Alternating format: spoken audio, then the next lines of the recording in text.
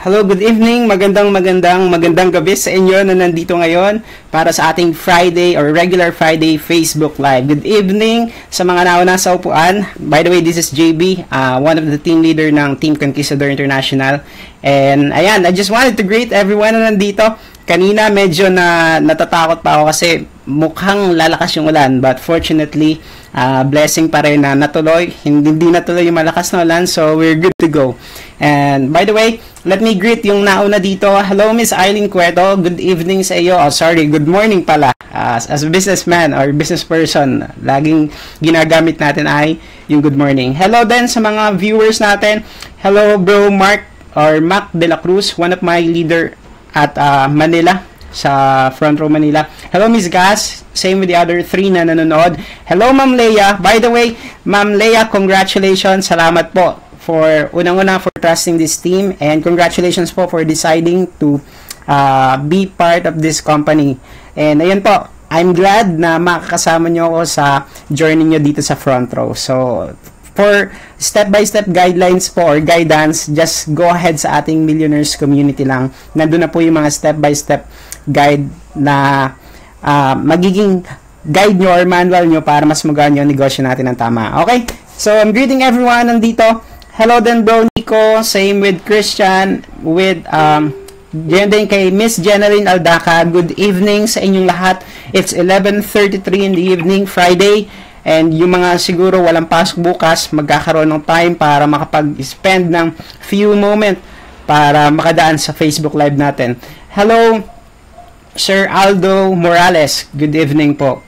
And hello din sa mga nandito, Adrian Paran. Yes. So, medyo na late yung ating Facebook Live ngayong araw. Usually, we handle this like 10:30 or 10 in the evening, but ngayon medyo na late lamang. But again, sabi ko nga dun sa comment ko or dun sa caption ng photo ko na pinost kanina, hindi ko pa palampasin ang araw na to na hindi nakakapag-share ng value sa inyo.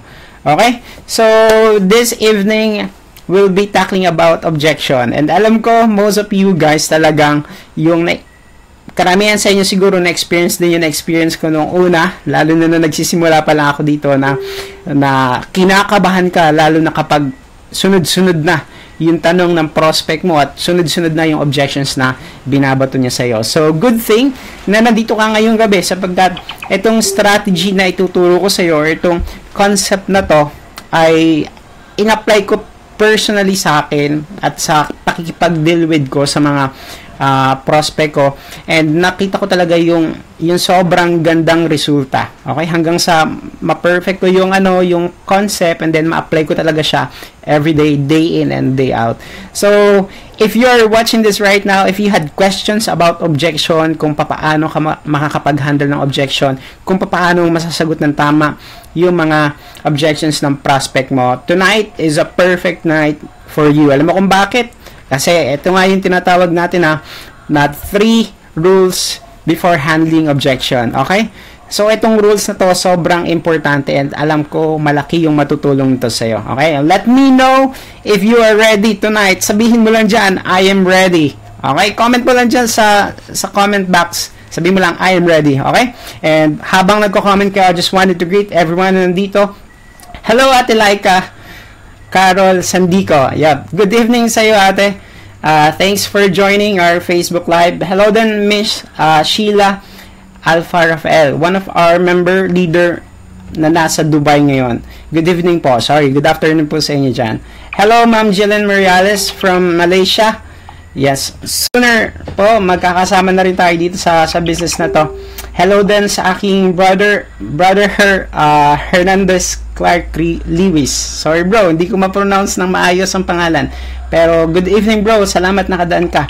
So yeah, marami na dito nagsasabi na they are ready. Okay, I think most of the people are ready na para simulan yung ating training. Okay, so kagaya nga na nabanggit ko, we'll be talking about yung 3 rules kung paano, or 3 rules bago ka mag-handle ng objections. Okay? But before that, I want to highlight my objectives ngayong gabi. So, if bago ka pa lang pala dito sa Facebook Live na to, again, my name is JB. I'm doing this business for 2 years now. 1 year na akong full-time dito. And ginagawa namin itong Facebook Live to cater, train, and equip yung mga members natin na nasa malalayo, let's say nasa iba't ibang mga lugar, so, or nasa iba't ibang mga bansa, and walang capability to attend the office para sa training. So, this Facebook Live is designed para ma-educate sila, mabigyan din sila ng mga insights and knowledge kung paano magagawa itong front row ng mas maayos. Okay?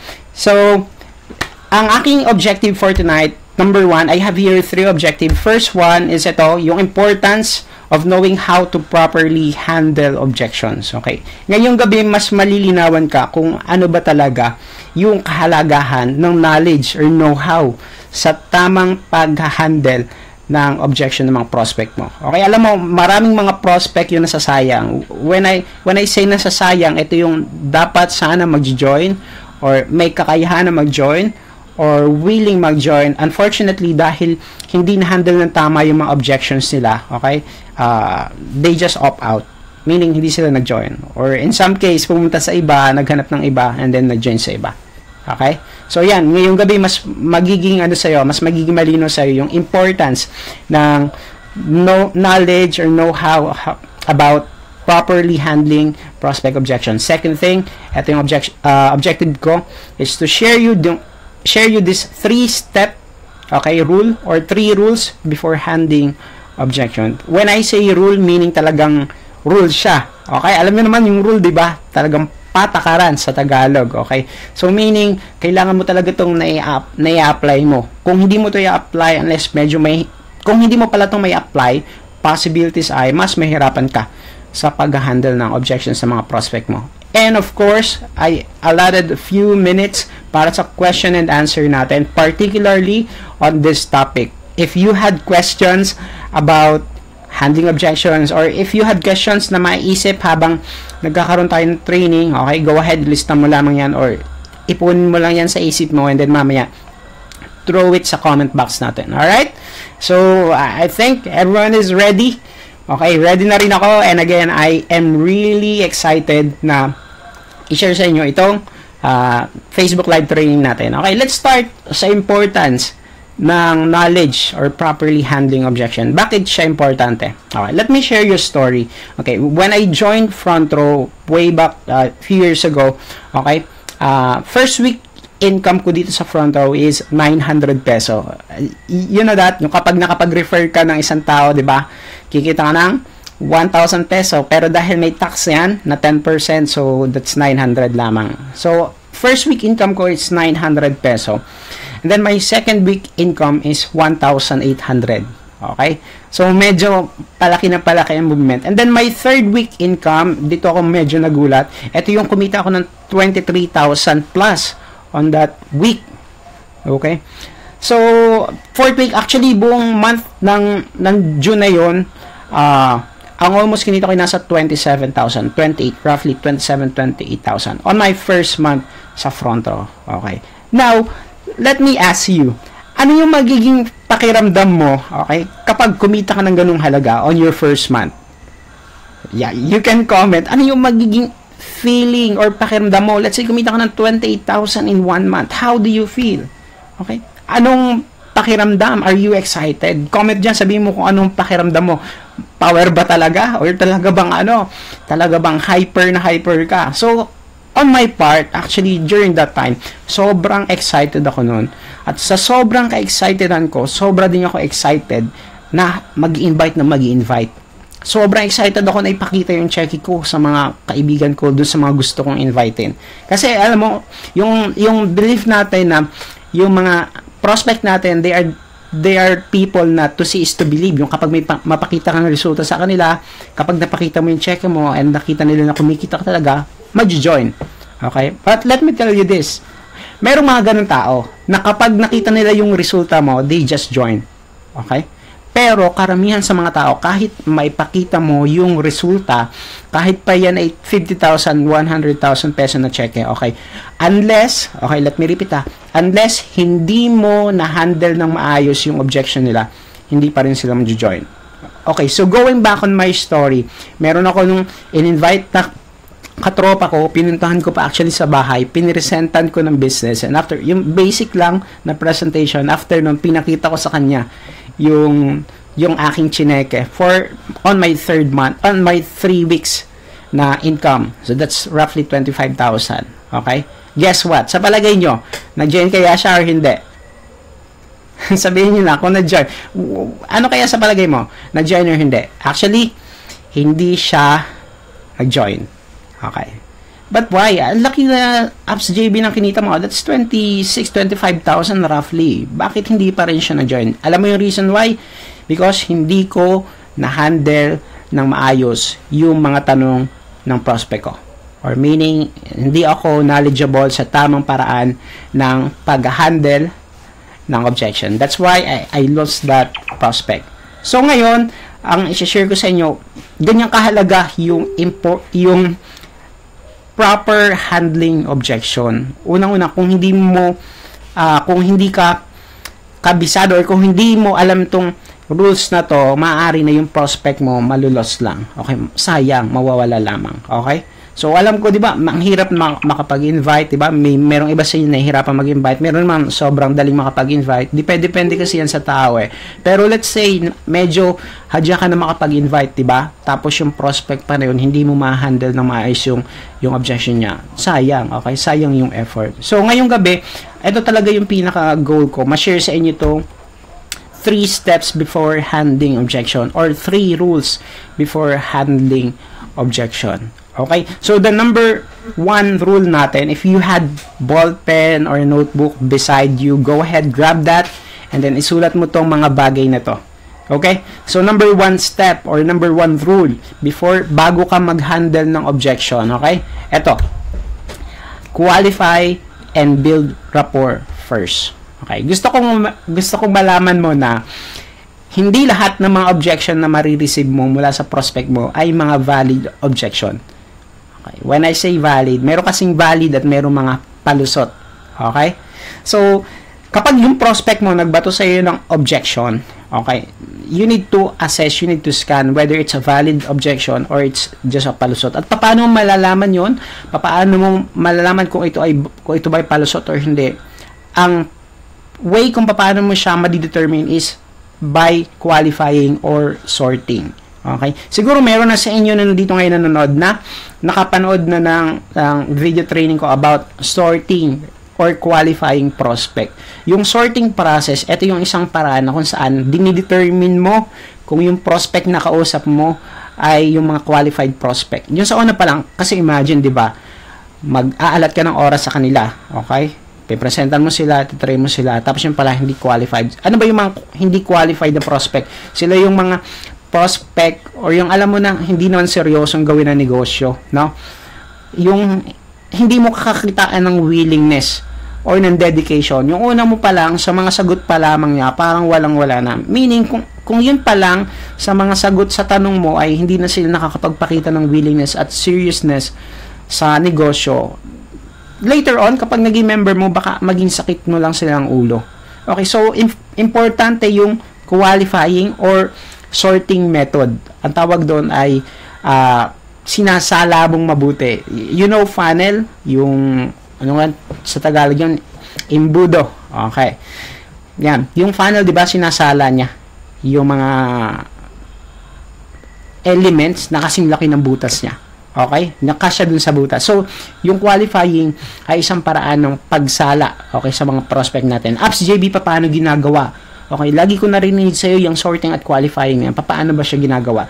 Magagawa mo mag-qualify ng prospect mo at mag-sort ng prospect mo by asking them. Okay, yung proper questions. Paano yung example? Let's say, online ka, and then biglang may nag-inquire sa iyo.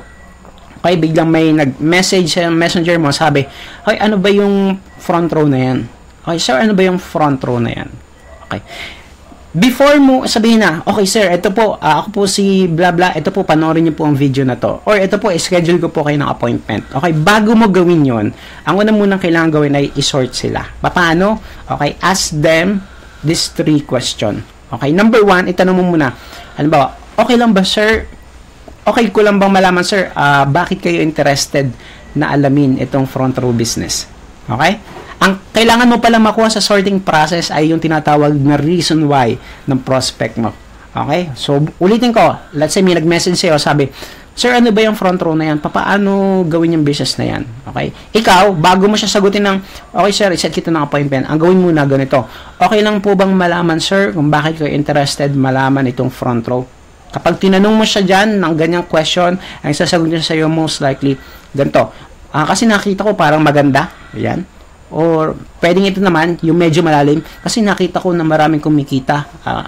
Nakita ko na baka makatulong siya sa family ko. Kasi, alam mo yung mga nag-share na sa'yo, meron ba kayong mga prospect na ganyan na konting conversation lang, then nag-share na sa'yo ng buhay. Parang sumusulat na kay hey, dear Charo. Ay, hindi mo parang pang malaala mo kaya na yung sinasabi.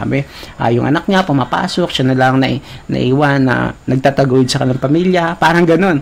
So, ang kailangan mong makuha sa sorting or qualifying ay yung reason why ng prospect mo. Okay, balikan natin yung example. May nag-message sa'yo, sir, ano yung front row na yan? Okay, ikaw, before mo siya i-schedule ng appointment or before mo siya panoorin ng video, ang gagawin mo, isusort mo muna. Tatanungin mo muna siya ng number 1 na tanong, okay lang ba malaman bakit po kayo interested na alamin itong front row business? And then sasabihin ng person mo, kasi po, ganito, ako na lang po kasi yung nagtataguyod sa pamilya ko, tapos kung sakaling kikita ako sa front row, makakatulong na yan sa pag-aaral ng aking mga anak. Okay. Ikaw naman, ang sunod mong gagawin, ito yung second question mo. Halimbawa, sir, at kumikita na kayo ng 10 to 20,000 using this business. Ano sa palagay nyo ang pinaka matutulong nun sa'yo? Ulitin ko let's say, sir or ma'am, kung kumikita na kayo ng 10 to 20,000 using this business, okay? Ano sa palagay nyo ang pinaka matutulong nun sa'yo? Okay. So, that time, yung prospect mo ngayon, mag-iisip na yan ng yung magiging benefit ng 10,000 or 20,000. May iisip niya, ano na nga ba talaga yung matutulong noon? So, let's say, yung 20,000, may isip niya na, ay, maaring pang tuition na yan ng anak ko. Ay, maaring pang bili na yan ng gamot. Ay, maaring pang grocery na yan 1 month. Ay, pambayad na yan ng bills. Ay, 20,000, pambayad ng bahay. You see, yung prospect mo ay mag-iisip na siya ng mga bagay na magagawa ng 10 to 20,000 na yon. Okay? And then once na sinabi yun sa'yo ng prospect mo, halimbawa sinabi niya, ay sir, malaking bagay na po sa akin yan, 20,000 na yan. Kasi po, ako lang po yung nagbabayad sa bahay at ako lang po yung nagpaparal sa mga anak ko. So, yung po 20,000 na yan, magagamit ko na po dito. Okay? Nagigets nyo. And then, ang last mong gagawin na ito, isaset mo na siya na schedule or papapanoorin mo na siya ng video. Kung malapit siya at kaya mong iset ng schedule, kaya mong ma-meet up, okay? Ang last mong tanong ay ganito, okay? Magiging willing po ba kayo, okay, na alamin or matutunan itong front row business para matutunan yung kumita ng 10 to 20,000 and then idudugsong mo yung reason why niya para magkaroon po kayo ng additional income panbayad sa bahay nyo at pantuition ng iyong anak. Alam mo, kapag yan yung sinabi mo, kapag isinama mo yung reason why ng prospect mo doon sa tanong mo, malaki talaga yung chance na mag-yes siya. Kaysa sa naman sinabi mo, okay lang po ba sa'yo pumunta kayo sa office namin ng ganitong araw, ito po yung schedule ko.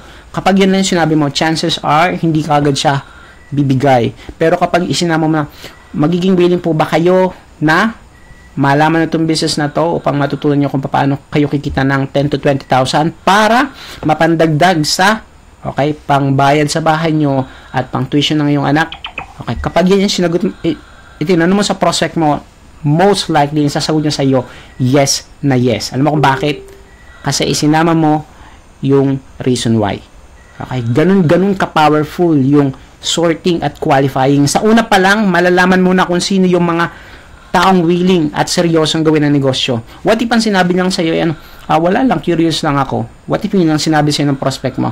So, simply, i-reject mo na lang siya. Pwede mo sabihin, actually, ma'am, sir, this is a serious business at hindi po pwedeng curious lang kayo ay gagawin niyo itong negosyo na to. No, ang kailangan po namin ay mga seryosong tao para sa negosyo na to. Thanks for your time. Okay? Kapag yung ginawa mo, may psychology behind that. Okay? Hindi mo pinaparamdam sa prospect mo na gustong-gusto mo siya mag-join. Or hindi mo pinapakita sa kanya na kailangan mo siya. Okay? Actually, kabaligtaran. Ipinaparamdam mo sa prospect mo na hindi mo siya kailangan or na hindi mo siya hinahabol. Okay? Kapag ganun yung naramdaman ng prospect mo, magkakaroon ng impact yun sa kanya. Bakit kaya parang itinataboy ako ng tao na to? Okay? Alam mo yung tao, kapag tinataboy, mas lalong lumalapit. Tama. Do you agree on that? Sabihin mo lang kung nag-agree ka. Kapag tinatabi mo yung isang tao, mas lalo silang lumalapit. At kapag lalo mong hinila, mas lalong lumalayo. Okay, sa sorting at qualifying, ganun lang din. Okay? Ibubukod mo yung taong qualified sa mga taong hindi qualified. Yung mga taong qualified, sila yung may mga malalalim na dahilan. Kasi kung sila yung may malalalim na dahilan, most likely, kapag nalaman nila na para maging part ka ng front row, kailangan mo mag-avail ng package, bronze man yan, silver, gold, or platinum. Kung yan yung tao talaga na mayroong malalim na dahilan, okay? O yung malalim yung reason why niya kung bakit niya gagawin ng negosyo, yan ang tao na gagawa ng paraan. Do you get that? Yan yung talaga yung tao na gagawa ng lahat ng paraan para lamang maka-join. Unlike dun sa isang prospect mo na hindi mo na sort, tapos yung pala wala lang trip sa buhay, kaya ganun, okay? So most likely kapag nakita niyo yung packages natin, most likely baka isa yan sa mga mag-negative pa. Halimbawa, may kasama pa siyang yung positive niyang kasamahan or positive niyang kaibigan. Okay, maaaring ma-influensyan pa niya. Okay, do you get that? Okay, so ganyan ka-importante na mag-qualify ka muna bago mo i-handle yung objection. Okay? So let me know guys kung meron kayong natututunan. Number 1 pa lamang yun. And of course, build rapport. Yung build rapport, ito isang way lang para malaman ng prospect mo na talagang unang-una concerned ka sa kanya. Second thing, and you are really sincere. Okay? Sincere enough na tulungan siya. Lalo na sa problem niya. Ang problem niya, bakit siya mag-join sa front row? Unang-una, problem niya is pera. Okay? Kaya nga naghahanap siya ng negosyo para kumita. Okay? So, kapag nag-build ka ng rapport, mararamdaman niya yung sincerity mo as a person or as a front row member na serious ka na tulungan siya, serious ka na magkaroon siya ng additional na income. Okay? By doing that, mas magkakaroon ng tiwala yung prospect mo sa'yo. Okay? So, number 1, you need to qualify and build rapport. That's just number 1. But I wanted to greet yung mga nandito. Hello, Bro Robert Brown. Good evening, bro. And then, good evening na rin sa buong team nyo dyan sa Kalamba. Team Generals. Ayan. Hello, Miss Mariam, Ate Ann. Sorry. Hello, Ate Ann. Good evening. Good afternoon pala dyan sa inyo. Hello din, Bro Aldrin Zalun. Hello din, Brother Mark Tristan Hermosa. Salamat at nakadrop by ka. Merong na late sa FB Live natin. That's okay. Pwede mong panoorin lang to para mamaya pwede ka makapagtanong, bro, if ever na meron ka mga tanong. Hello din, Bro Chris. Ayan.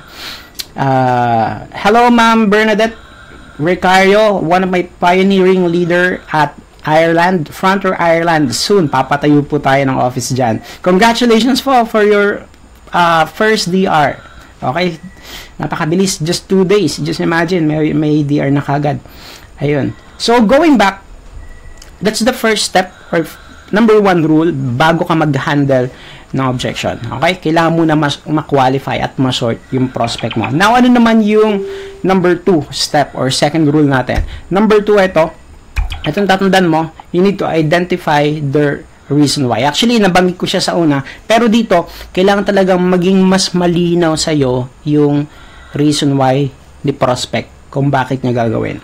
Okay? Kailangan malinaw sa'yo. Actually, kung kaya mo i-take down notes mo Okay, para hindi mo nakakalimutan. Lalo na yung mga prospect mo na namimit lang online or nakaka-chat lang. 'Di ba? Usually marami kang nakaka-chat. So kapag nagsabi sila, nag-share na sila ng mga buhay-buhay niya sa iyo, okay? I-take note mo yung mga bagay na 'yon. Lalo na yung pinaka-problem niya kasi yun yung magiging pinaka-alas mo later on kung paano mo siya mapapatake ng action na gumawa ng paraan para maka-avail ng package. Okay? Kailangan mong ma-determine yung reason why na prospect mo. Ano yung reason why? Ito yung, halimbawa, saan nila gagamitin yung pera? Okay? Saan nila gagamitin yung perang kikitain kapag kumita na sila sa front row? Alam mo yung tao, kaya naman sila magbi-business, kaya nila gagawin ang negosyo na to. Unang-una, dahil, okay, merong malalim na dahilan. At yun yung dapat mong malaman. Okay? Tanungin mo siya, interviewin mo about sa family, gamitin mo yung form method natin. Okay? By the way, if you don't know about the form method, yung FORM method. I have a video siguro sa YouTube na lang or baka nasa nasa timeline ko rin about form method kung paano siya ginagawa. Kumusta mo yung family niya, kumusta mo yung occupation niya, kumusta mo yung recreation, and then saka mo ibato yung message. Okay? So, what if apps naman, ang daming tanong sa akin. Ang daming napanood, napresenta na daw siya ng business, tapos or napanood na daw niya yung business sa online presentation, pero ang dami pa ring tanong. Halimbawa, tanong, paano ba talaga mag-join dyan? O magkano ba talaga yung package? Usually, ang dami kong na-encounter na ganito. Magme-message sa akin, tatanungin, sir, magkano ba yung package? Bago ko sagutin, sabihin ko 10,988. Bago ko sagutin yon, ako muna yung magtatanong ulit sa kanya. Tatanungin ko, good day sir, good day ma'am. Napanood niyo po ba ng buo yung online presentation or napanood niyo po ba ng buo yung video? Okay. So sabihin niya, yes, napanood. Actually, kapag sinabi nila na yes, most likely baka hindi nila naintindihan. Kasi nasa video na yung presyo. Yung presyo ng package. Okay. So again, bago ka mag-handle ng conversation or ng objection, make sure dapat ikaw yung may control ng conversation. Paano mo magagawa na ikaw yung may control ng conversation? Dapat ikaw ang nagtatanong palagi. Okay, let me remind you this. The person who asks questions control the conversation. Ulitin ko, the person who asks questions control the conversation. Ganito ha, meaning kung yung prospect mo yung nagtatanong sa'yo at ikaw yung sagot lang ng sagot, meaning siya yung may hawak at siya yung may control. Halimbawa, sinabi niya, magkano package? Sinagot mo, 10,988. Okay. Paano ka maka-join? Mag-avail lang po kayo. Okay. Paano ko makuha yung income ko? Ganito po, bla bla. You know what I mean? Kapag iyon yung ginawa mo, kapag ganun ang ginawa ng prospect mo, nagtanong sa'yo, and then ikaw, reply ka lang, sagot ka lang ng sagot. Okay? Chances are, siya yung may control ng conversation, which is hindi dapat. Dapat ikaw yung may control ng conversation. So, paano ko, Apps JB, gagawin yon? Paano ko babalita rin? So, ang gawin mo, kapag nagtanong siya, sagutin mo ng tanong. Halimbawa, tinanong niya, okay, paano ako magiging member ng front row? Di ba, tinanong ka? Tanungin mo ulit siya. Na-orient na po ba kayo? Or napanood yun na po ba yung online presentation? Meaning, nung ikaw yung nagtanong, siya na yung sasagot. Meaning, hawak mo na yung control ulit. Ikaw na ulit yung may control sa conversation. Okay? So, ganun lang, tatangin mo lang ulit siya. Then sinabi niya, opo, napanood ko ng naguguluhan na lamang po ako sa kung paano ako masisimulan. Then, saka mo explain. Kapag ganun sinabi niya, meaning, napanood niya na meron lang siyang naguguluhan na ibang part. So, ang task mo na, it's handle mo lang yung objection niya. Pero again, ang pinaka-importante dito, kailangan malaman mo or ma-identify mo yung reason why the prospect mo. Again, yung reason why, yung isa sa pinaka-alas na magagamit mo para mapatake siya ng action. Actually, kahit hindi nga siya mag-join ngayon halimbawa, na-presentan mo, tapos na kulang yung pera or wala pang pera, mag-iipon pa. Actually, yung reason why, kapag alam mo yung reason why niya, yan yung isang paraan kung paano mo siya mapa-follow up at mapapatake ng action. Doon sa aking last video, FB Live, yung ang topic ko doon yung 3 things to follow up, yung mga guidelines. Actually, isa yung reason why para magamit mo as follow-up. Halimbawa, ang reason why ng prospect mo ay pambili ng gamot ng magulang niya. Okay, tapos hindi siya nag-join ngayon kagad kasi kulang pa ng pera. Okay, now kapag finalo up mo niya in a few days, okay, pwede mo i-remind sa kanya, bro or sis, friend, nabanggit mo sa akin last time, okay, na makakatulong sa iyo yung 10,000 para pambili ng gamot ng parents mo. Okay? Sa palagay mo ba, kapag ginawan mo ng paraan, okay, yung 10,988 or yung 5 or yung 3,988 at kapag nakapagsimula ka sa negosyo na to, magiging malaking tulong ba talaga yung front row business sa'yo at sa family mo? Okay? So, syempre siya, mabibigyan mo siya ng realization, mabibigyan mo siya ng ng parang moment of realization nga, na mapapaisip ulit siya. Oo nga, no? Okay? So, ang gagawin niya, magte-take action muli siya. Maghahanap ulit ng paraan, gagawa ng pera, magre-raise some fund, and then mag-join pa rin. Okay? So, napaka-importante guys yan. I can't emphasize enough yung importance ng pagkakaroon ng or pag-determine ng reason why ng prospect mo. Dapat alam mo yan. Dapat talaga alam mo yan. Lalo na kapag yung prospect mo na yan ay halimbawa, kung hindi naman masyado maraming prospect mo, dapat alam mo. Halimbawa, prospect mo 10. At least alam mo yung reason why nilang lahat. Ako kasi yung nagiging prospect ko daily, sobrang dami. Online kasi lahat, 20, 30. So, hindi ko na sila nasusort. Ang nasusort na sa akin ay yung system ko mismo.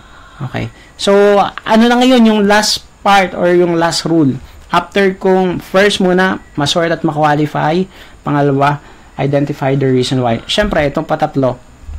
Dito mo i-determine kung ito lang wait lang medyo naghang lang yung ating PowerPoint.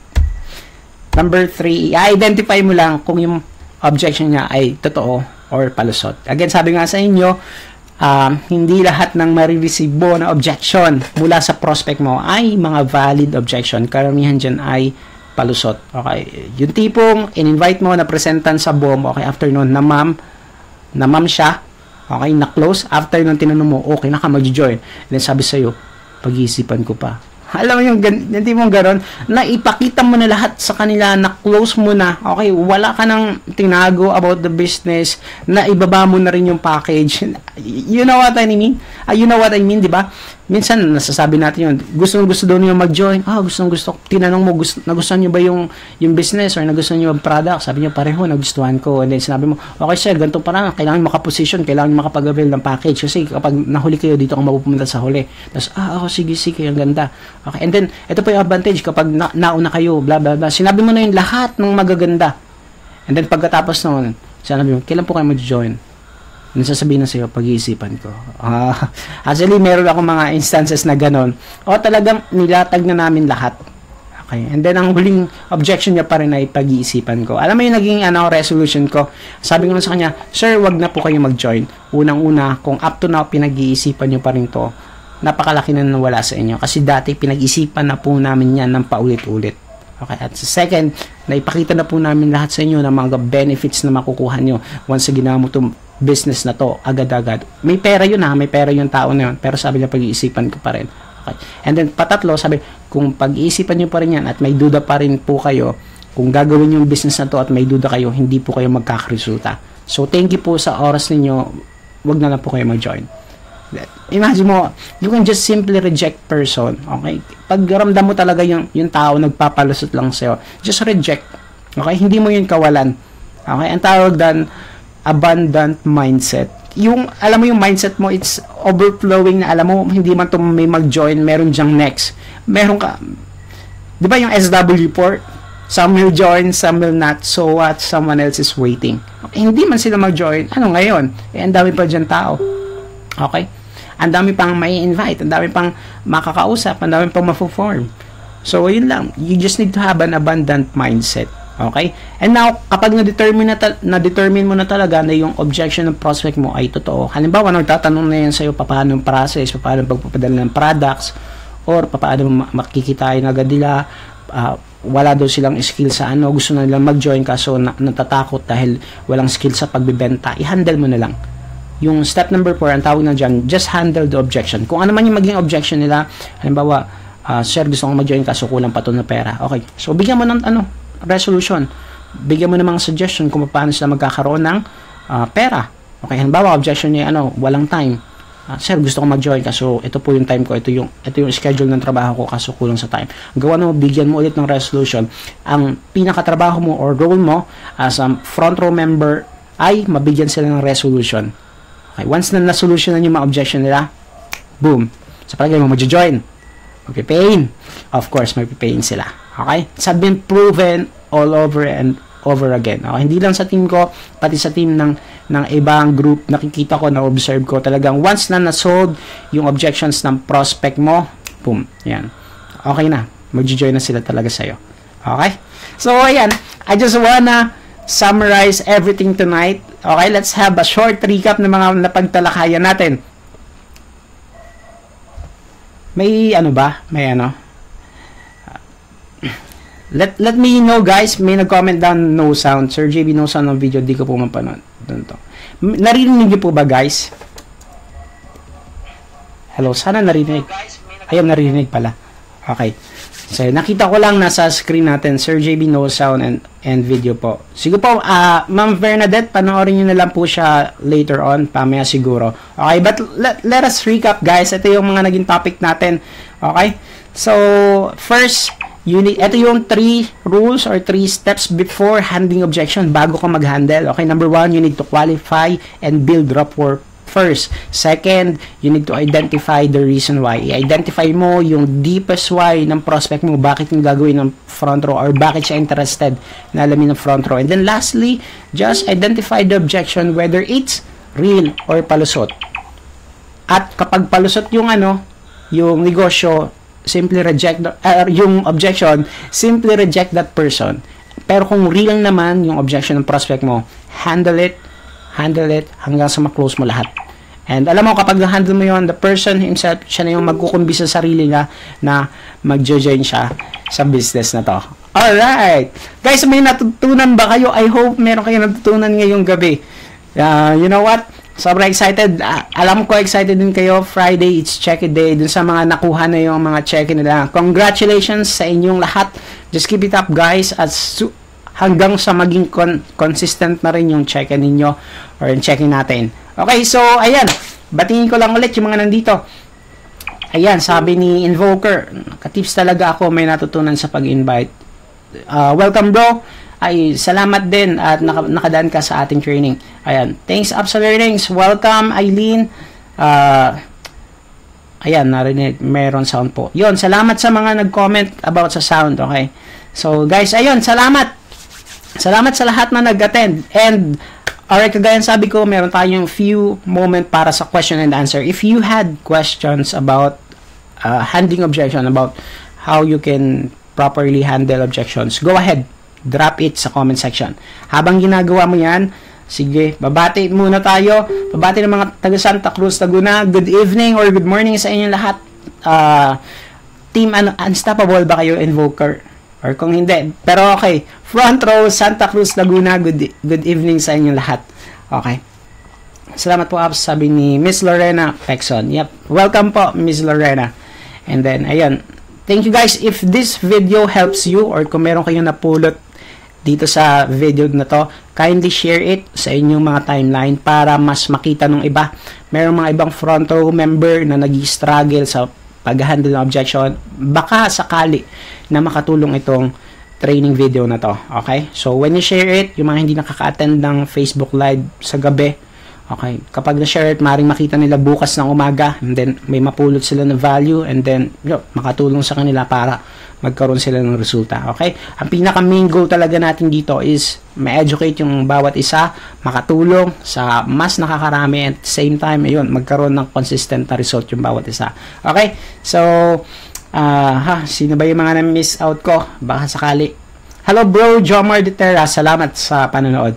Hello din, Miss Sheila May Panahon and Isel Magabo Andal. And also, one of my regular attendee. Hello, Ma'am Jamaica Corpus. Ayan. Salamat sa pag-attend. Hello din. Pinsan ko ba to? Pamangkin pala sa pinsan. Hello, bro, Kenneth Javier. Yan, salamat. Naka-drop by ka. And same with Sir Joven Kwasay. And hello din, Ma'am Candy May. Congratulations po pala sa inyo for your first direct referral. Conquer natin ang Taiwan talaga. Yan, congrats. And ayan po, more pains to come. Hello din, Lovely May Fernandez. And sino pa ba? I think wala na. Or tingnan ko lang kung may nag-question. Okay, wala nagtanong.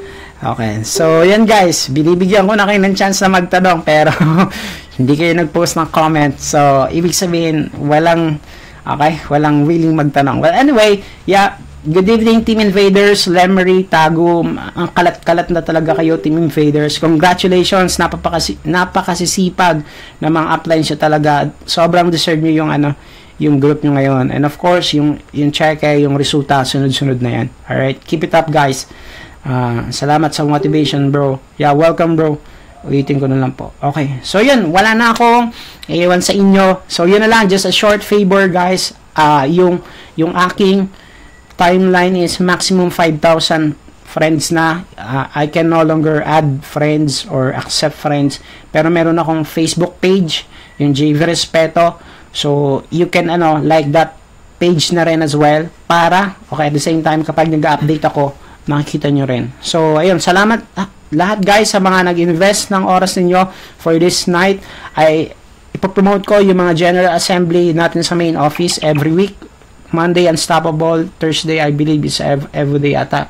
Pero yun, ganun pa man guys, basta't may opportunity to learn, kung merong mga NDO sa mga offices niyo na malalapit sa inyo, go ahead, grab that opportunity to learn, okay? Your learning ability is equal to your earning ability. If you want big income, you need to learn big, okay? If you want talaga big result, kailangan mong i-commit yung sarili mo na alamin at i-master, matutunan ang negosyo na to, okay? Can I get an amen on? Just kidding guys. Alright, well anyway, I'm hoping and praying you guys mag-succeed sa business natin. Alright, sabi nga wala mag-fail dito, but there are just people na nagko-quit. So don't quit. Ayun, kung meron ka ng downline member, there's no reason for you to quit. Alright, so kung nagsisimula ka pa man ngayon, okay, ituloy-tuloy mo na lamang yan. Alright, so yun, wala na ako idadagdag. Thanks everyone again, salamat sa pag-drop by sa ating Facebook Live. And next week would be another series. By August, it would be a month-long series. Merong isang certain topic na yun lang yung magiging topic for the whole month. So, nagkaroon kami ng botohan sa group ko kung anong topic yung talagang kailangan nila.